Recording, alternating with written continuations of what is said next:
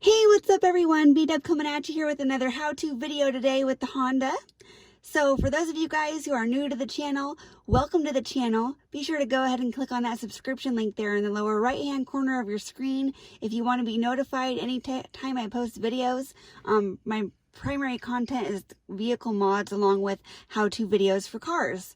So I have a 2018 Honda Civic hatchback, and this is going to be very beneficial to any of you guys who have a Honda, as most of them have the same exact head unit. And I myself was not able to locate any how-to videos or tutorials on how to fix this issue.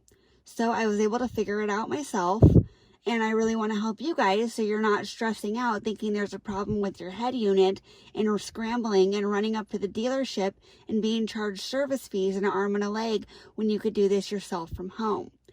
So what we're referring to today, you guys, is a little device called our USB flash drive. Let me get mine out to show you here. Now, I've always ran the Sandisk with this vehicle. It's the same type of flash drive I used with my last Honda Civic, which was a 2017 EXT model. And this one I'm running right now, just for demonstration purposes, is the Cruzer Glide 128 gigabyte flash drive.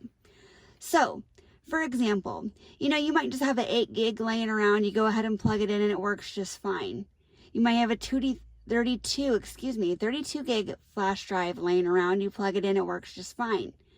You may have a 64 gig flash drive. You go ahead and try to plug it in, and then you're going to get to this little screen. Same with this 128 right here, guys. Let me just show you. I'm going to go ahead and plug this baby in. So we have it plugged in our center console. There's also a USB down here underneath this tray where I keep my lightning cable plugged in, so my phone's right there for navigation purposes for Apple CarPlay. So anyways, guys, let's go ahead and go to our source. We're going to click on that lovely USB icon. Let's go to audio. And we have no device connected. So you might think, what the hell's going on here? Is my port bad? Is the USB bad? Do I need to run back up to Office Depot and exchange this for a different one? The answer is no.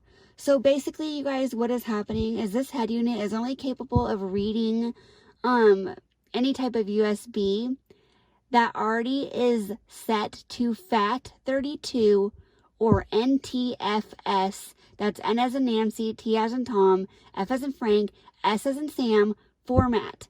So the 32 gigabyte or less flash drives, folks, they already come as FAT32. And anything that's higher than a 32 gig, that's going to automatically come as exFAT. And there's not a way once you go into properties of the flash drive to change that in your drop down setting. But rest assured, guys, I'm going to go ahead and show you guys how to actually change this to FAT32, even if you are pushing a 128 gigabyte drive, such as myself. So stay tuned if you want to see how it's done. All right, guys, so here is what you're going to want to do. Now, this program is completely free. There's no cost to it. It is completely free. And it gives you exactly what you need just for the free version of it. So it's AOMEI Partition Assistant. That's the name of this program, you guys. So after you go ahead and download it, it's going to look a little something like this. Okay, let me just give you a quick example. So here's the driver. Let me zoom in. Here's the drive, my F drive that we tried plugging in. Notice it is in exFAT right here. And this drive is one that I converted. This is a 64 gig that I had converted with this program into FAT32. So I'm sorry, guys, if it's a little bit grainy. Just trying to do this off my iPhone just for now, just to make this as quick as possible for you guys.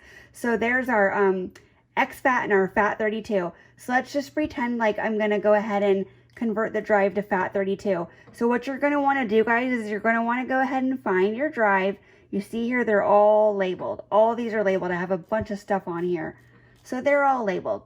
So let's just say we're going to go ahead and convert the iDrive, even though I've already done that. So you're going to want to right click on it, go to where it says Format Partition, click on that, and then we'll go ahead and click OK. Usually what it's going to do let me just show you something. I'm going to start from complete fresh. Okay, so this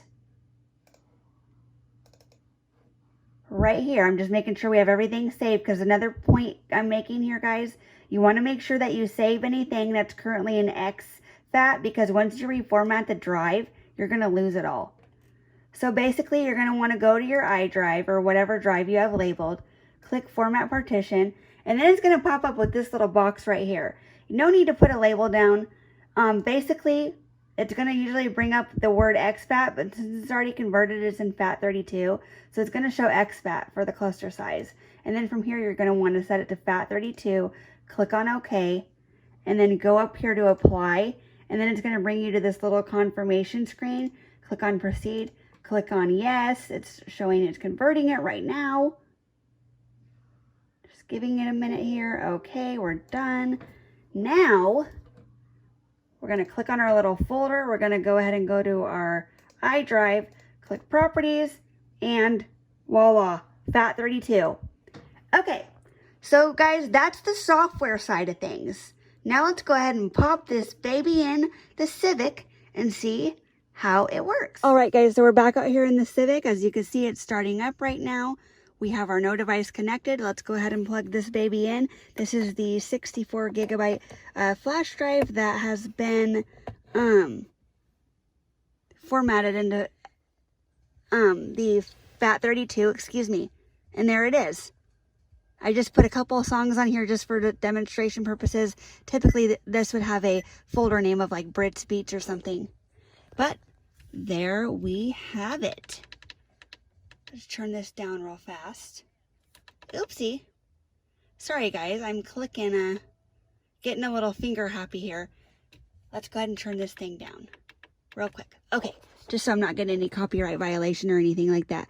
So we have our couple of little tracks right here just to show you guys. But there we are. It works.